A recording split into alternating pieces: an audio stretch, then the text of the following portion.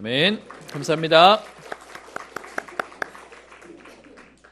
귀한 찬양 감사를 드립니다. 예전에 제가 랩런트 때 이 찬양 듣고 몸에 전율이 왔는데요. 오늘 다시 듣는데 너무 좋네요. 감사합니다. 우리 옆에 있는 분들하고 우리 말씀 받기 전에 한번 인사하도록 하겠습니다. 하나님은 성도님을 사랑하십니다. 지금 하나님이 역사하시는 시간입니다. 아멘.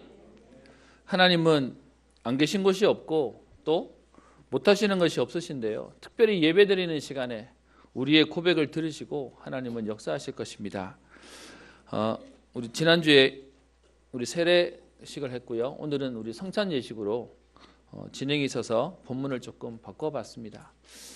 원래 초대교회는 성찬 예식을 매주 했었습니다. 모일 때마다 이 일을 했었는데요. 저희가 그렇게 되면은 그 예배 시간에 이것만 하다가 볼 일을 다 볼 것 같아서 저희는 지금 보통은 1년에 이제 2번 정도 하고 있습니다.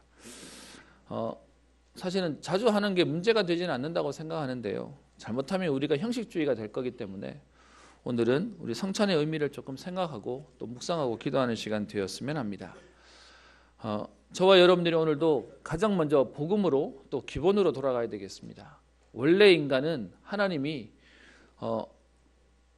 에덴 동산에서 인간을 창조하셨고는 그 인간의 모습은 가장 완벽하고 가장 완전한 존재였습니다. 그곳에서는 고민도 없고 걱정도 없고 염려도 없고 우리가 그렇게 사실 힘들어하고 어려워하는 의식주 문제도 인간의 힘으로 할 이유가 없었어요. 그냥 그 에덴 동산 안에 아담과 하와가 옷도 안 입어도 된다고 얘기하는 건 너무 기후도 좋았고요. 그리고 그냥 자고 일어나면 과실이 맺어져 있었다. 그래서 따먹기만 하면 되는 완전한 존재였습니다. 그런데 그런 인간이 하나님 그 축복의 비밀들을 놓치고 하나님을 떠나게 되고 하나님 없이도 살 수 있을 것처럼 내가 해볼 수 있을 것처럼 선악과를 따먹고 난 이후에 인간에겐 어려움이 오기 시작한 겁니다.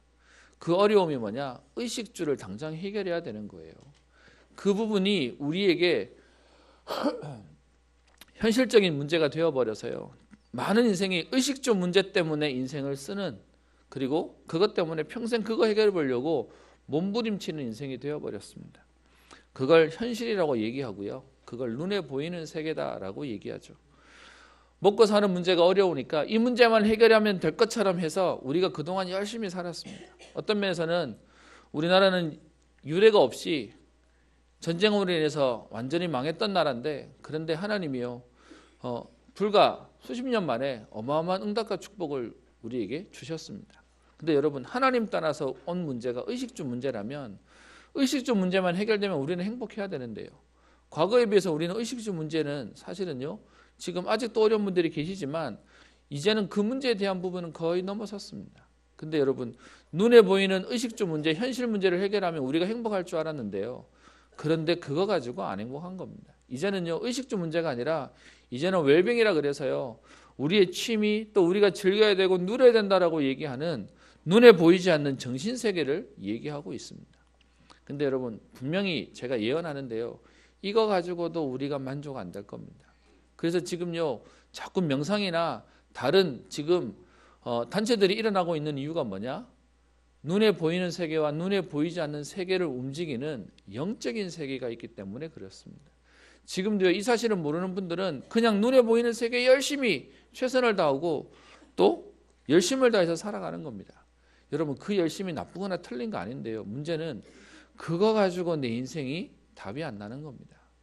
그 문제가 해결된다 하더라도요. 그거 가지고 내 인생에는 만족이 없고 안식이 없는 겁니다. 어떤 면에서는요. 보이는 세계, 보이지 않는 이 세계를 움직이는 영적인 사실을 모르면 우리는 지금도요. 문제 속에 어려움 속에 살게 되어져 있다라고 얘기하고 있습니다. 그래서 성경은요. 그 영적인 세계에 대해서 말하고 있고요. 유일하게 성경만 영적인 존재에 대해서 설명하고 있습니다. 성경에 여러분 많은 분들이 성경을 보면서도 잘 못 보시는데 성경의 얘기들이요. 전부 다 영적인 세계를 설명하고 있고 그 하나님의 응답을 통해서 모든 현장을 살리시겠다라고 말씀하고 계십니다.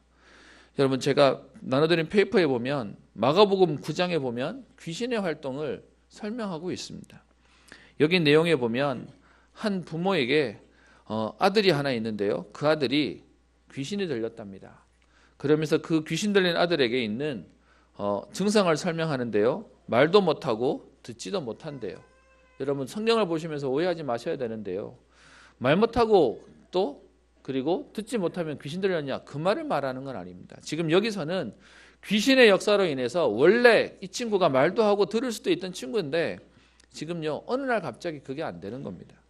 그러면서 성경은 정확히 뭐라고 표현하냐? 귀신이 그를 잡을 때마다 거꾸러져 거품을 흘리고 이를 갈며 파리해진다라고 얘기합니다. 경직되고 그리고요 뻣뻣해지고 경련이 일어난다라고 얘기하고 있습니다. 여러분 이것만 들으면 증상으로 봐서는요 간질 비슷한 것 같습니다. 여러분 그래서 지금도 영적인 세계를 모르는 사람들은요 그냥 그렇게 세상에서 말하는 병명 가지고 얘기하는 겁니다. 근데 성경은요 그 아버지를 통해서 이렇게 얘기합니다. 귀신이 그를 잡아다가 그렇게 경련과 발작을 일으키게 하는 정도가 아니라 귀신이 그를 잡을 때마다 자주 불이나 물에 던져서 죽이게도 했다라고 얘기하고 있습니다. 여러분 영적인 세계를 이해 못하면 그냥 현실로만 받아들여요. 요즘 애가 좀 허해서 그래요. 요즘에 문제가 많고 시달리는 게 많아서 그래요. 뭔가 지금 우리 안에 있는 생리적인 변화로 인해서 지금 이렇게 힘든 거예요 라고 얘기하는 겁니다. 그러니까요 아무리 약을 먹어도요 우리가 감기 같으면 약을 먹으면 되는데 영적인 문제에서 오는 문제는 인간이 해결할 수가 없는 것입니다. 여러분 오늘 제가 마가복음 9장만 얘기하고 있지만 실제로 현장이에요. 귀신이 역사하고 있고 영적인 존재들이 지금 우리를 얽어매고 있는데도 불구하고 그걸 모르니까 계속 그 속에 걸려있고 잡혀있는 겁니다. 제가 저렇게 자주 얘기하는데요. 제가 이 자리에서 여러분들에게 목사니까 귀신 얘기하는 거 아닙니다. 여러분 많은 사람들이 예수 믿어도 교회를 다녀도요. 영적인 세계를 인정 안 하세요. 그게 확인되지 않으니까요. 저는 귀신에게 시달려 본 적도 없습니다. 자주 얘기 드리지만 가위 눌린다는 것도 뭔지 모릅니다. 그런데 제가 현장에서 사람을 만나고 시달리는 사람을 만나고 귀신 들린 사람을 만나면서요. 이 부분이 제게 너무 분명해지고 확인되어지는 겁니다. 여러분 더 안타까운 게 뭔지 아십니까? 이 사실을 보고 현장을 보면 설명이 되고 이해가 되어지는데요. 문제는 분명히 그 아이가 지금 이상해요. 귀신 들렸어요. 그런데 부모님은 그걸 못 알아채요. 그냥 애가 원래 조금 이상했어요. 원래 조금 그랬어요. 그래서 괜찮아요 라고 얘기하는데요. 여러분 설명이 안 되니까 가족들이 이해하지 못하니까 그분들을 치유할 수 없는 많은 일들도 보게 되어집니다. 여러분 영적인 세계가 있는데 현장은 사단이 장악하고 귀신이 장난치고 있다고 얘기하고요. 여러분 그 귀신의 특징이 뭔지 아십니까? 철저히 자기를 속입니다. 그래서 사람들로 하여금 없다고 생각하거나 아니면 틀리거나 잘못 알고 있도록 얘기하는 겁니다. 여러분 모든 질병이 다 귀신이 주는 거다. 여러분 그건 아닙니다. 그런데 분명한 건 영적인 세계와 흐름이 성경은 분명히 얘기하고 있고요. 현장의 그 문제 때문에 지금도요. 많은 사람이 어려움과 고통을 당하고 있습니다. 그래서 여러분 만약에 우리가 보이는 현실 세계라면 먹고 살게 해주면 됩니다. 근데 여러분 그거 가지고 안 행복하잖아요. 우리가 지금 정신적인 부분에 뭔가 우리가 취미생활을 가지고 레저를 가지고 우리가 뭔가 평안함을 누리면 그럼 행복할 거는 얘기하지만 여러분 그거 가지고 설명 안 되는 겁니다. 좀 죄송한 얘기지만 의식주 문제 때문에 힘든 사람은요. 의식주만 해결되면 행복할 거라고 얘기합니다. 그래서 예수 믿는 사람은요. 어려운 사람이 온다라고 얘기합니다. 여러분 우리가 못 봐서 그런데요. 세상에서 말하는 어마어마한 넓은 집에 자식도 남편도 너무너무 잘해주는데 그리고 모자랄 게 하나도 없는데요. 자기는 안 행복해요. 여러분 서울에도 저 강남에 가면 부자 동네 땅도 있고 집도 있습니다. 근데 여러분 그 안에 있는 많은 우리 주부들이 사실은요. 남편 잘 되지 자식들 잘 되지 어디 가서 얘기하면 알아주는 사람들인데도요. 자기 안에 있는 문제가 해결되지 않아서 우울증으로 그리고 그것도 표현내지 못하니까요. 병원에 또 시달리는 것에 너무너무 어려운 사람들이 많습니다. 그래서 이 문제가 인간의 힘으로 해결할 수 없고 영적인 문제인지를 알기에 하나님께서요. 우리에게 성령을 보내시겠다. 그리스도께서 이 땅에 인간의 몸을 입고 인간을 구원하시기 위해서 그리스도로 오셨다라고 성령은 얘기하고 있습니다. 그래서 오늘도 우리에게는요. 우리가 하나님 앞에 오늘 예배드린다. 여러분 이 말의 가장 중요한 건 뭐냐 하면 영적인 세계와 영적인 비밀을 누리는 것입니다. 그래서 누가복음 10장 19절에 얘기합니다. 내가 너희에게 뱀과 정갈을 밟으며 원수의 모든 능력을 제어할 권능을 주었으니 너희를 해칠 자가 결코 없으리라 라고 얘기합니다. 여러분 누가복음 10장 19절에 그 예수님께서 오셔서요, 오늘 본문에는 원수의 모든 능력이라고 얘기하는데 그리스도께서 오셔서 우리에게 그냥 단순히 먹고 사는 문제, 우리의 마음에 평안을 주는 문제가 아니라 분명히 얘기합니다. 원수의 모든 능력을 제어할 권능을 주었다라고 얘기하고 있습니다. 흑암의 세력을, 사단의 세력을 결박할 응답을 우리에게 주셨다고요. 그래서 너희를 해칠 자가 결코 없도록요. 그 세상에 성공된 사람도 영웅도요, 이 문제를 알지 못하기에, 이 사실을 알지 못하기에 결국 마지막에는 비참하게 그의 인생이 쓸쓸하게 가는 것들을 보게 되는데, 오늘 이 사실을 아나 그리스도께서 우리에게 치유의 약속을 말씀하십니다. 우리를 치유하실 뿐만 아니라 오직 성령이 너희에게 임하시면 너희가 권능을 받고 땅끝까지 증인되어지는 응답을 우리에게 주셨습니다. 여러분 너무 많은 사람들이 어려우니까 자기 한 사람 인생만 제대로 살아도요 성공했다라고 얘기하는 시대입니다. 근데 여러분 성경은 우리에게 어떻게 얘기합니까? 복음으로 우리를 치유하시고 우리뿐만 아니라 다른 사람도 살릴 수 있을 만한 서밋의 응답을 주시겠다라고 얘기합니다. 세상의 관점으로는요, 성공의 의미는 나 한 사람 간수 잘하는 거예요. 그러니까요, 나만 잘 살면 되는 시대가 돼버린 거죠. 그런데 성경이 말하는 성공의 의미는 뭡니까? 우리를 살리셔서 우리와 관계된 모든 사람과 현장을 살리시겠다라고 얘기했습니다. 여러분 이런 사람이 세워진다면 분명히 하나님 우리의 가정을, 우리의 현장을 살리는 하나님의 역사들을 볼 것입니다. 지금도 여러분 그래서 다른 사람과 얘기해 보면 사단이 주는 것인 줄 알면 이걸 해결할 밥을 알 텐데 사단이 주는지도 모르고 원래 그랬다, 또 나는 원래 좀 그랬어 라고 얘기하면서요, 문제의 원인도 진단이 제대로 안 되니까 해결책도 모르고요, 그냥 그렇게 인생을 살고 몸부림치다가 그렇게 안타깝게 생을 마치게 되는 그것이 현장의 모습입니다. 오늘도 저와 여러분들이 이 자리에 와서 예배드릴 수 있다, 그게 축복이에요. 여러분 이 응답이 사실 모르는 사람들이 보기에는 그렇게 어떻게 열심으로 주일날마다 꼬박꼬박 하냐라고 얘기하는데, 여러분 진짜 하나님의 은혜를 알면 오는 게 더 좋은 겁니다. 좀 바꿔서 얘기해 보겠습니다. 매 새끼마다 밥을 챙겨 먹는 게 힘듭니까? 안 챙겨 먹는 게 힘듭니까?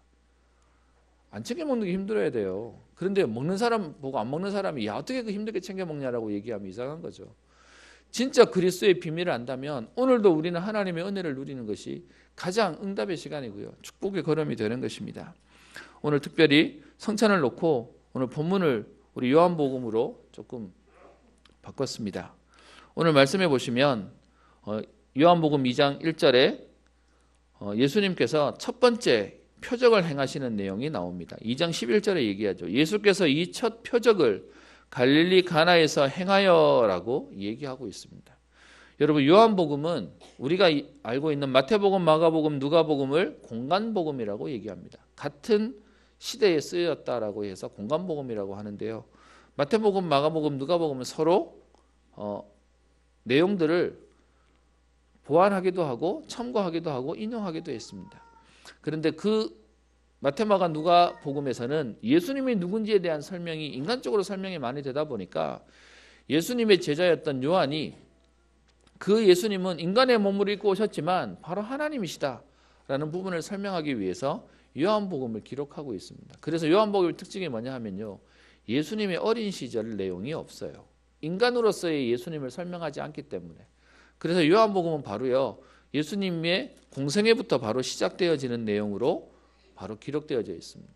그래서 그 예수님이 하셨던 첫 번째 그리스도로서 하셨던 사역을 설명하고 있는데, 그것이 갈릴리 가나 혼인잔치에서 거기서 잔치에 초대를 받았는데요, 그 잔치에 갔더니 여러분 잔치에 있어서 제일 중요한 건 잔치 분위기 자체가 좋아야 되지만 음식도 중요한데요, 우리와 다르게 여기서 말하는 포도주는, 우리에게는 포도주 그러면 와인 생각할 텐데요, 이 동네는 물이 귀한 동네입니다. 그러다 보니까 과즙을 가지고 그들의 음료수처럼 마셨던 포도주입니다.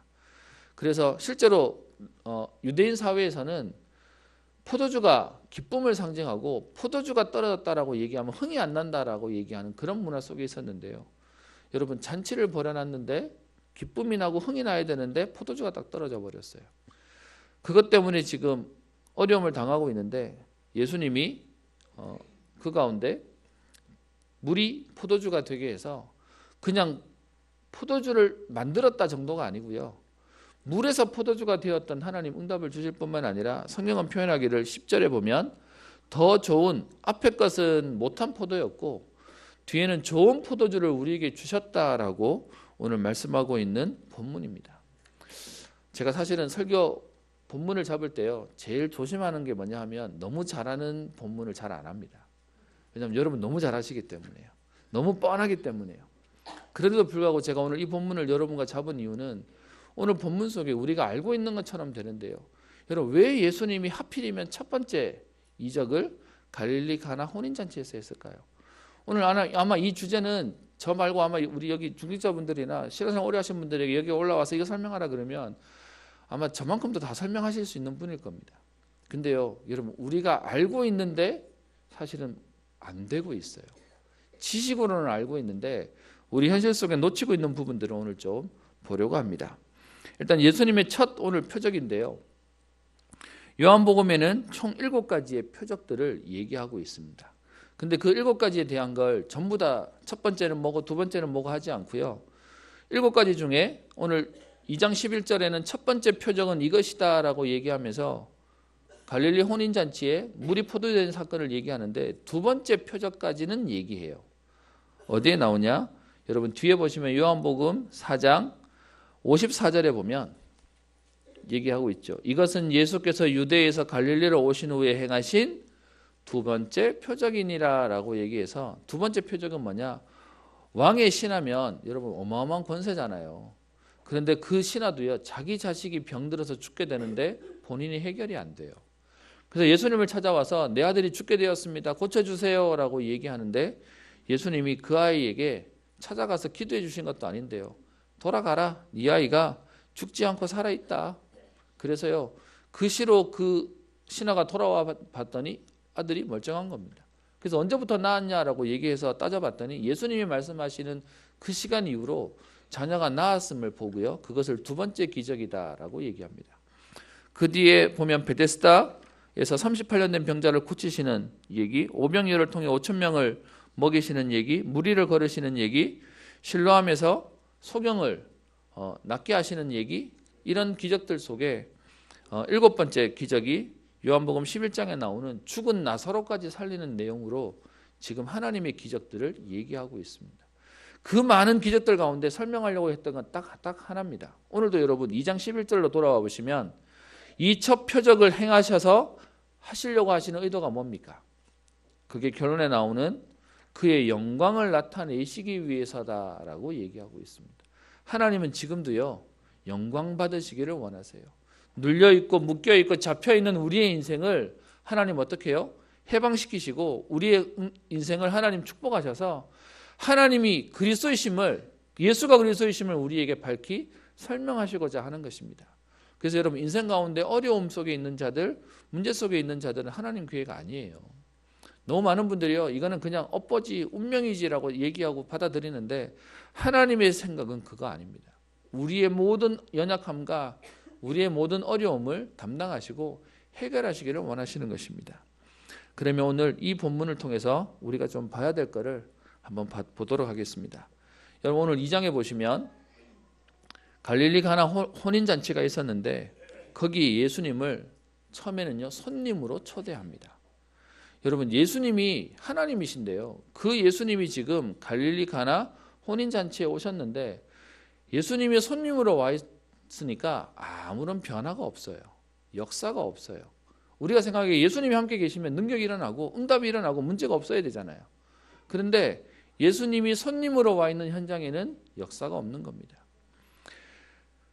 여기서 포도주의 의미는 아까 말씀드린 것처럼 포도주는 기쁨을 상징하는 겁니다. 인간이요, 혼례라고 하는 일을 만들어 놓고 거기에 잔치를 벌였음에도 불구하고 우리 인간이 만들어 놓은 기쁨은요, 어느 날 있다가도 없어지는 거예요. 있다가도 사라져 버리는 거예요. 그 기쁨이 있어야 되는 혼례인데 사실은요, 혼례의 형식은 있지만 내용인 포도주는 없어져 버린 것입니다. 꼭 우리 인생하고 똑같은 거죠. 내가 이렇게 살면, 내가 이렇게 하면 성공하겠지, 행복하겠지, 기쁘겠지라고 얘기하는데요. 그거 했는데도 불구하고 나는 안 기쁜 거예요. 했는데 나는 더 불편하고 어려운 거예요. 지금 혼인잔치를 벌여놓고요, 인간이 기쁨을 누리기를 원하는데 그리스도 없는 기쁨은 안 되는 겁니다. 그리스도 없이는 기쁨이 안 되는 거죠. 그리고 그 자리에 예수님을 지금 초대했음에도 불구하고 포도주가 떨어지는 일이 생기게 되는 것입니다. 근데요, 예수님이 누구신지를 다른 사람은 몰라도요, 예수님의 어머니 마리아는 알아요. 그래서 그 예수님에게 어머니가 얘기합니다. 2장 3절에 예수의 어머니가 예수에게 이르되 저들에게 포도주가 없다 하니라고 얘기합니다. 그랬더니 예수님이요, 응답을 주시면 되잖아요. 그런데 오늘 어떻게 표현하십니까? 2장 4절에 나와 무슨 상관이 있습니까? 나와 무슨 상관이 있나이까? 라고 얘기합니다. 여러분, 너무 많은 분들이 신앙을 오해하세요. 어떻게 오해하시냐? 교회 가면 된다고 생각하세요. 교회 와서 예배 자리에 앉아 있으면 된다고 생각하세요. 우리 오늘 혼례에 대한 얘기를 말하고 있는데요, 여러분, 남자 여자가 같이 살면, 우리 예전에는 그런 말 했죠. 같이 살면 정이 생기고, 정이 생기면 사랑하게 되고, 그러면 같이 살 수 있다고 얘기하죠. 여러분, 여쭤보겠습니다. 같이 살면 사랑하게 되나요? 사랑해서 같이 살았는데 살다 보니 딴 것도 생기지 않나요? 오늘 지금 얘기 속에요, 우리의 생각이 얼마나 틀리냐 하면, 예수님이 와 있기 때문에 뭔가 역사가 일어날 걸 막연히 바라고 있는데, 예수님은 하시는 말씀이 나와 무슨 상관이 있습니까? 라고 얘기합니다. 여러분, 이 자리에 오시는 분들은 적어도 예배 드리시겠다고 오시는 겁니다. 처음 오신 분도 계실 거고요, 또 아마 십수년 아니면 수십 년 다니신 분도 계실 것입니다. 그런데 왜 내 인생에 응답이 없겠습니까? 어떤 면에서는요, 하나님 왜 나는 응답이 없습니까? 라는 그 질문에 오늘 하나님의 대답이 그게 나와 무슨 상관이 있냐라고 물으실지도 모릅니다. 왜요? 손님으로 와 있을 때는 예수님이 역사하실 이유가 없는 겁니다. 그러면서 그 뒤에 얘기합니다. 내 때가 아직 이르지 아니하였나이다. 신학적으로 다른 의미가 많이 있는데요, 저는 오늘 여러분들에게 예수님이 손님으로 있을 때는 하나님이 역사하시는 시간표가 아닌 겁니다. 아니, 와 있는데 나도 영접했는데요, 나도 예수님 내 안에 모셨는데요 라고 하는데도 불구하고요, 인격적으로 여러분, 혼인이라는 말의 의미가 뭐죠? 서로 사랑하고 서로 한 몸을 이루는 것입니다. 그러지 않으면 와 있음에도 불구하고요, 따로 노는 인생이 되는 겁니다. 그래서 예수님의 손님으로 있을 때는, 예수님의 손님으로 있는 지금 이 장면에서는요, 포도주가 떨어졌는데 아무 변화가 없고, 그리고 안 되는 인생으로, 잔치는 벌어졌지만 기쁨은 없는 그런 인생의 모습을 얘기하고 있습니다. 심지어 뒤에 6절에 보시면 거기에 유대인의 정결 예식을 따라 두세 통 드는 돌 항아리 6이 놓였는지라 라고 얘기합니다. 유대인들에 있는 그 자기들의 전통을 잘 따랐다고 얘기하는 겁니다. 들어올 때마다 손을 씻어야 되는 그 정결 의식이라는 개념이 있기 때문에 집에다가 그 항아리도 갖다 놨대요. 하나도 아니고 6개나 갖다 놨대요. 그게는 뭐죠? 나름 종교 의식도, 나름 종교 생활도 했다라고 얘기하는 겁니다. 그럼에도 불구하고요, 내 인생 문제는 해결이 안 되는 거예요.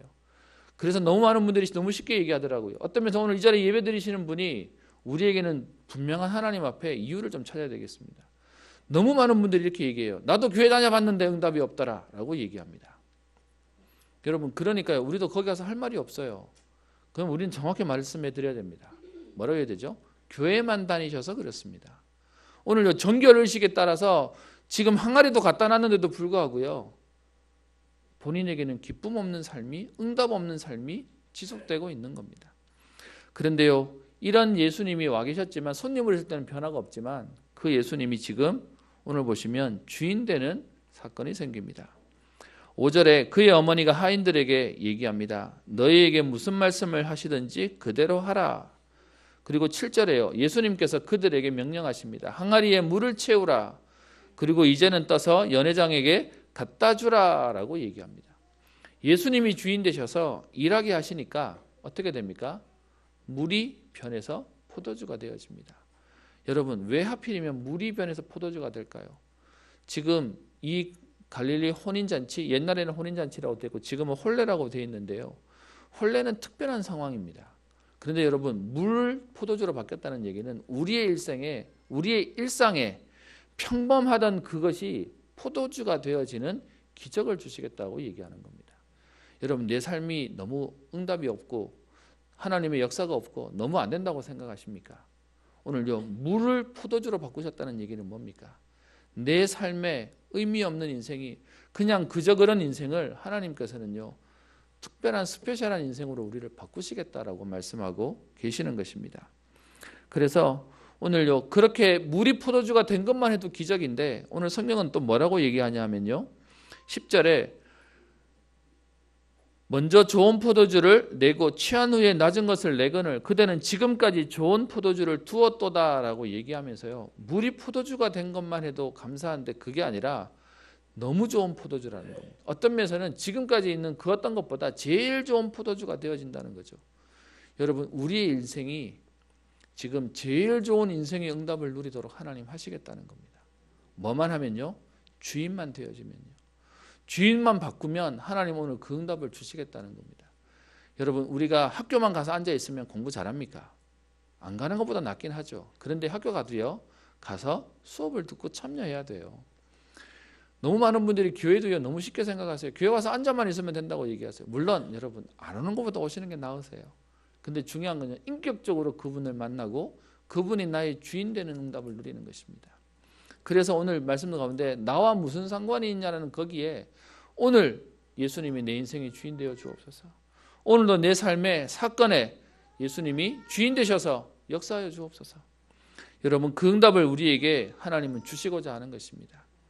여러분 그러면 이 일을 통해서 하나님은요 영광을 나타내시겠대요. 오늘 2장 11절에 나오는 그 영광이 사실은 요한복음 1장 14절에 나오는 영광에 대한 의미가 계속 반복되어지는 것입니다. 여러분 1장 14절에 뭐라고 얘기합니까? 말씀이 육신이 되어 여기서 말하는 말씀은 예수님을 상징하는 거죠. 예수님이 육신이 되어 우리 가운데 거하심에 우리가 예수님의 영광을 보니라고 얘기합니다. 여러분 그리스도가 우리와 함께 계셔서 그분이 주인 되어 주시면 우리의 삶에 그리스도의 영광이 나타난다라고 얘기합니다. 그리스도의 영광이 뭡니까? 물이 포도주로 바뀌는 기적들이 매일 일어난다는 것입니다. 하나님 우리의 삶에 기쁨과 능력과 응답을 계속해서 주시겠다라고 말씀하고 있습니다. 여러분 오늘 그냥 우리는 얘기로 보이지만 하필이면 하나님이요 혼례 잔치 가운데 벌였던 기적을 얘기하고 있습니다. 무슨 말입니까? 예수님과 우리와의 관계가 예수님은 신랑 우리는 신부다라고 얘기합니다. 실제로 여러분 요한복음 뒤에 3장 29절에 설명하기를 예수님이 우리의 신랑이다라고 말하고 있죠. 그리고 이사야 61장 10절에도 보면 설명하기를 내가 여호와로 말미암아 크게 기뻐하며 내 영혼이 나의 하나님으로 말미암아 즐거워하리니 이는 그가 구원의 옷을 내게 입히시며 공의의 겉옷을 내게 더하심이 신랑이 사모를 쓰며 신부가 자기 보석으로 단장함 같게 하셨음이라. 이사야 62장 5절에도요 마치 청년이 처녀와 결혼함 같이 내 아들들이 너를 취하겠고 신랑이 신부를 기뻐함 같이 내 하나님이 너를 기뻐하시리라 라고 얘기하고 있습니다. 여러분 혼례잔치가 벌어졌는데 가만히 있는다고 되는 게 아니에요. 왜 하필이면 그 혼례잔치에서 오늘 기적을 일으키시냐? 우리와 예수님과의 관계가 그 남자와 여자가 만나서 사랑해서 기쁨을 누리듯이 우리가 그리스도를 통하여 하나님 주시는 응답과 은혜를 누리는 인생으로 우리에게 역사하시겠다라고 말씀하시는 것입니다. 여러분 그래서 우리의 삶은 매일 여러분 결혼하고 난 뒤에 첫 결혼할 때 우리 옛날을 좀 생각해 봅시다. 지금 말고요. 첫 결혼하고요. 집에 가는 게 너무 행복하고요. 사는 게 너무 행복하고요. 어떤 면에서는 그 축복 가지고 사는 그 응답이 예수님을 만나는 시간이다라고 얘기합니다. 영국에 재미있는 속담이 있더라고요. 하루를 행복하게 살려면 목욕을 하고 이발소에 가서 이발을 해라. 그리고 뭐 옆에 추가되는 말로는 신발을 사라라고 되어 있어요. 근데 그러면 하루가 행복하대요. 그리고요 일주일을 행복하게 하려면 결혼을 해라라고 얘기해요. 그리고 한 달을 행복하게 하려면 말을 사라. 지금으로 말하면 차를 사라라고 얘기하겠죠.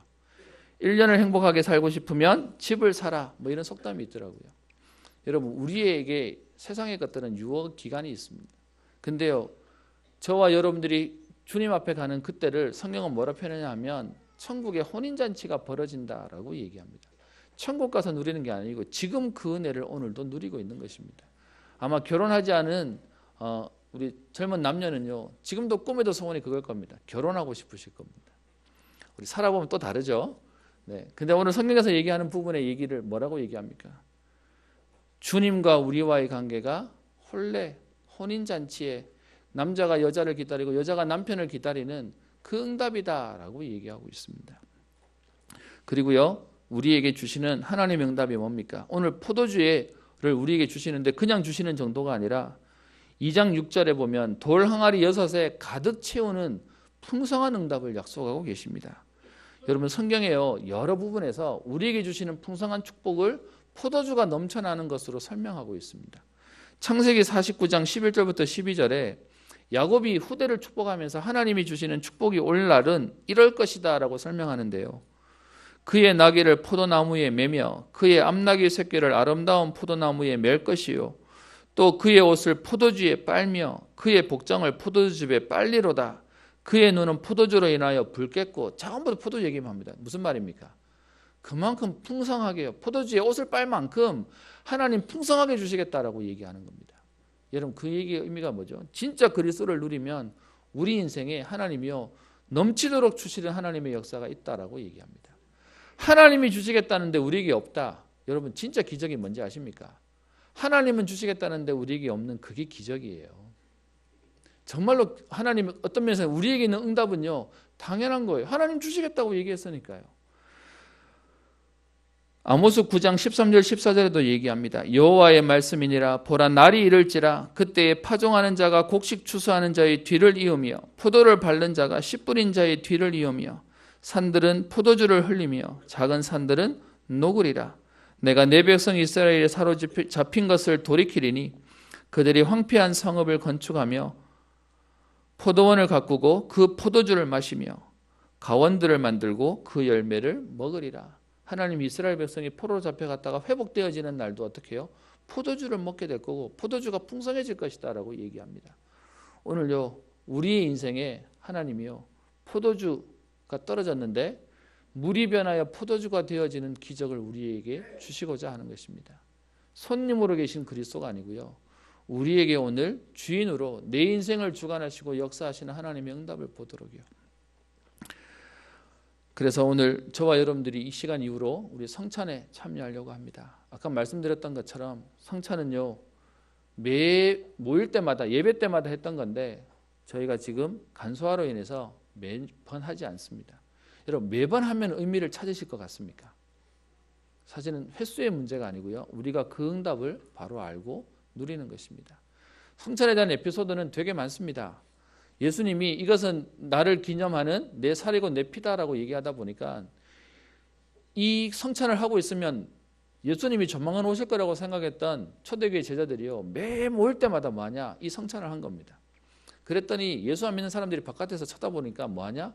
맨날 저것들은 모여가지고 살 먹고 피 먹는다면서 쟤들 식인종인가 보다 이상하게 생각하고요 싫어하기도 했습니다. 근데 여러분, 그것을 기념하는 어떤 면에서 우리는 지금 예수님이 2000년 전에 되게 오래된 느낌이지만 예수님과 함께 동행했고 예수님의 죽으심과 예수님의 부활하심을 받던 제자들에게 예수님의 피와 살을 먹는다는 얘기는 어마어마한 얘기가 되는 겁니다. 여러분도 자녀들 키워보셨죠? 여러분, 그 아기가 한참 이쁠 때는요, 아기가 눈동도 이뻐 보인다 그러고요, 그것도 먹을 수 있다고 얘기하는데 죄송합니다, 저는 안 되겠더라고요. 근데 여러분, 지금 예수님의 몸에 살과 피를 먹는다라고 얘기하는 건 우리가 단순히요 지금 오늘 성례 그냥 예식을 하는 게 아니라 내가 그리스도를 내 안에 모십니다, 내가 그리스도의 은혜를 누립니다 라고 하는 예수님과 한 몸 되어지는 응답을 누리는 것입니다. 저는 성찬식 할 때마다 제 마음속에 드는 생각이 하나 있습니다. 제 사례가 하나 있습니다. 예전에는요 이 성찬식에 아무나 못 들어오게 했어요. 그래서 세례받지 못한 사람은 못 들어오게 했습니다. 이유는 뭐냐? 세례 못 받았으면 들어오지 마세요 그게 아니라 조금 의미를 알고 제대로 하기 위해서요. 근데 지금은 사실 이것도 차별이다. 세례 안 받았어도 어떤 면에서는 진짜 예수님 영접했으면 그러면 들어오면 되는 거다라고 만들었습니다. 그리고 또 하나는 뭐냐 하면 이 성찬식 할 때마다 이걸 구별해서 지키기 위해서요 항상 뒤에 멘트에 뭔 말을 썼냐 하면 혹시 양심에 꺼리끼시거나 아니면 불편하신 분들은 참여하지 않으셔도 됩니다. 그리고 그렇게 안 하시는 게 더 좋습니다라고 얘기하다 보니까 제가 학창시절에 뭔 마음이 들었냐? 여러분, 학창시절은 되게 그런 게요 뭘 해도 잘 안 되잖아요. 근데 잘 안 되는 나를 보고 너무 불편한데 그랬던 중에 어느 날 성찬식을 그때 원로 목사님이 앞에서 진행하시고 제가 뒤에 앉아 있는데요. 제 마음속에 뭔 마음이 드냐? 그래, 그 불편하신 분들은 참여하지 마시고 합당치 않은 사람들은 참여하지 않으셔도 됩니다라는 얘기를 들으니까 제 마음속에 그래, 나는 합당치 않은 것 같아. 나는 그럴 자격이 없는 것 같아. 그래서 안 해야 되겠다라고 생각이 들었어요. 그래서 그때 실제로 안 했습니다. 그렇게 한 번을 안 했는데 문제는요, 그렇게 안 하고 나니까 제 마음속에요, 불편해야 되는데 어떤 마음이 드냐? 그래, 내가 참 양심적인 것 같아. 참 잘한 것 같다는 생각이 드는 겁니다. 그래서요, 이게 거의 6개월마다 한 번이잖아요. 그 다음에 하는데도 또 그 멘트와 그 시간이 오는데 제가 뭐라고 얘기해? 또 마음속에 드냐? 6개월이 지났는데도 불구하고 나는 여전히 안 돼. 그래서 이번에도 참여를 안 해야 되겠다. 그래서 또 안 했어요. 근데 또 안 하고 나니까 여러분 웃기죠? 마음의 위로가 돼요. 뭔가 내가 좀 그럴 만한 안 되는 사람이 안 한 거에 대해서 잘한 것 같아요. 그래서 두 번째도 또 안 했어요. 그러고 난 뒤에 세 번째 또 성례식에 왔는데 그때도 또 여러분 뭐 변하나요? 똑같지. 그러니까 또 안 했습니다. 그리고는 성례식이 끝나는 그날 주일날 저녁에 저희 원로 목사님이랑 식사하면서 밥 먹는데 제가 이 얘기를 꺼낸 거예요. 아버지, 성찬식 지금 오늘도 했었는데 제가 최근 한 3번 계속 안 했어요. 그랬더니 아버지가 아시면서 물으시더라고요. 왜 안 했냐고 물어요. 그래서 제가 자격이 없는 것 같아서요, 안 했어요. 저는 이렇게 얘기하면 아버지가 위로해 주실 줄 알았거든요. 그래, 잘 생각하고 잘 살아라 이럴 줄 알았더니 아버지가 화를 내시는 겁니다. 뭐라고 얘기하냐? 네가 네 자격과 의로 그걸 할 수 있다고 얘기하면 우리는 평생 못하는 거야. 그래서 우리가 안 되는 줄 알기 때문에 나는 오늘 하나님의 은혜가 필요합니다. 그래서 그 예식에 참여하여 오늘도 그리스도가 나를 충만케 하시고 나를 살리시고 나를 회복시켜 주십시오라고 고백하면서 참여하는 게 그게 은혜고 믿음이라고 얘기하시더라고요. 제가 오늘 이 얘기를 여러분에게 또 하는 이유가 있습니다. 의미를 모르시고 하시는 분들은 그냥 또 지나가는 것일 겁니다. 근데요, 이 시간이 오늘 먹었기 때문에 뭐가 역사하냐? 그 말은 아닙니다. 기념하는 날입니다. 근데 그리스도께서 오늘 내게 새로운 일들을 벌이실 겁니다. 오늘요, 그리스도가 주인만 되셨는데 물이 포도주가 돼요. 한 일이라고는 순종밖에 없었는데 하나님이 역사하세요. 오늘 저와 여러분들에게 내 인생의 주인이 오늘 그리스도가 되어지고요, 나와 상관이 없던 그분이 오늘 나의 주인 되어지시는 응답을 누리시고 하나님이 주시는 풍성한 축복의 은혜가 누려지는 평생의 걸음 되시기를 주의 이름으로 축원합니다. 기도하겠습니다. 살아계신 하나님 아버지, 예수가 우리 되심을 나타내는 첫 표적으로 갈릴리 가나 혼인잔치에 물이 변하여 포도주가 되게 하셨던 응답이 오늘 우리의 인생에 그리스도가 주인 되어 주셔서 나의 인생이 오늘도 풍성한 하나님의 응답을 누려 나와 사람과 현장과 시대와 미래를 살리는 전도자의 인생으로 모두를 살리는 치유와 서밋의 인생의 응답을 누리는 전도자의 걸음 되도록 주님 축복하여 주옵소서. 이 시간 이후에 또 성찬 예식을 통하여 그리스도와 한 몸 연합되어지는 응답을 누리게 하여 주옵시며 나의 부족함과 나의 무기력과 무능을 넘어서는 성령 충만의 비밀이 회복되어지는 예식 되게 하옵소서. 감사드리며 살아계신 우리 주 예수님 이름으로 기도합니다.